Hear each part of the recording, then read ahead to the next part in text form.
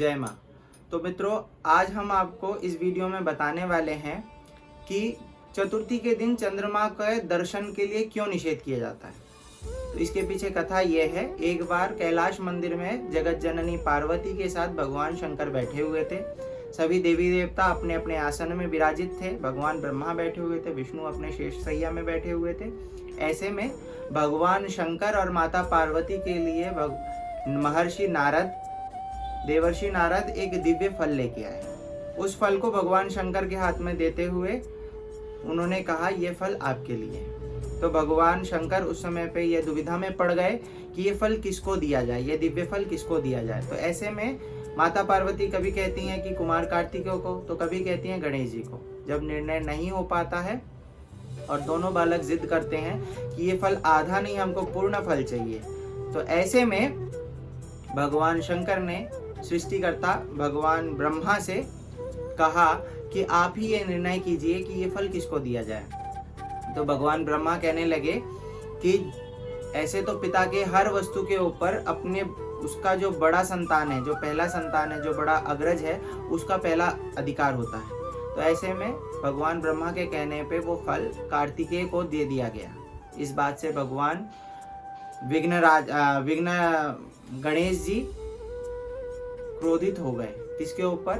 भगवान ब्रह्मा के ऊपर। जब भगवान ब्रह्मा के ऊपर वे क्रोधित हो गए तो इस बात पे सभी, जब सभा समाप्त हुए, सभी देवता अपने अपने स्थान को लौट गए। ऐसे में ब्रह्मा जी भी अपने स्थान पे जाकर सृष्टि की रचना करने लगे।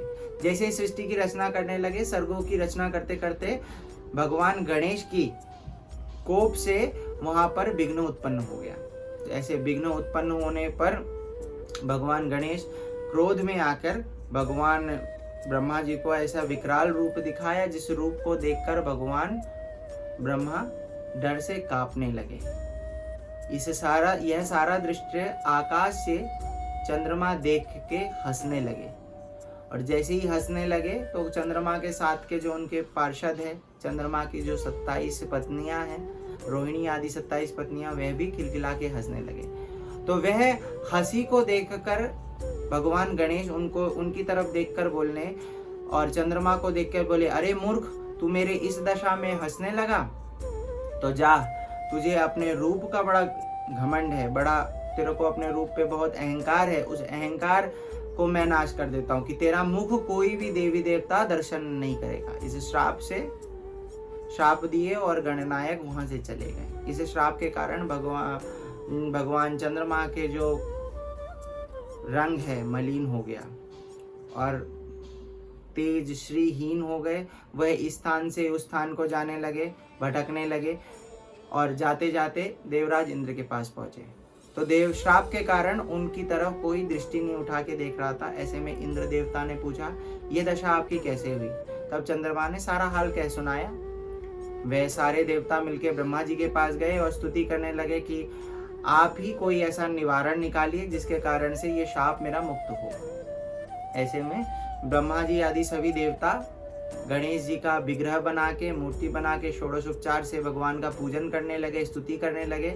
ऐसे स्तुति से भगवान विघ्नराज प्रसन्न होकर, गणनायक प्रसन्न होकर वहां पर आ गए और चंद्रमा उनके चरण पकड़ के रोने लगे। तब भगवान गणेश उनको कहने लगे, कहो क्या वर चाहिए? और चंद्रमा ने जैसे ही वर मांगा तो गणेश जी ने बोला, देखो चंद्र, मेरा वाक्य मिथ्या तो नहीं हो सकता है। वर्ष में 6 मास तुम प्रकाशित रहोगे और 6 मास मलिन रहोगे। फिर उन्होंने स्तुति की। तब उन्होंने बोला, 3 मास मलिन रहोगे, बाकी अन्य मास तुम उज्जवल रहोगे। फिर वे रोने लगे।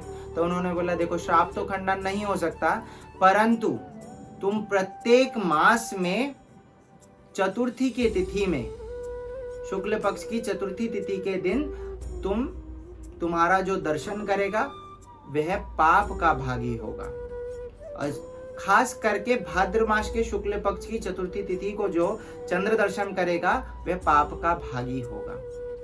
ऐसा करके भगवान गणेश जी वहां से चले गए। विभिन्न प्रकार की स्तुतियां चंद्रमा ने की, विभिन्न प्रकार से गणेश जी का पूजन उत्सव किया।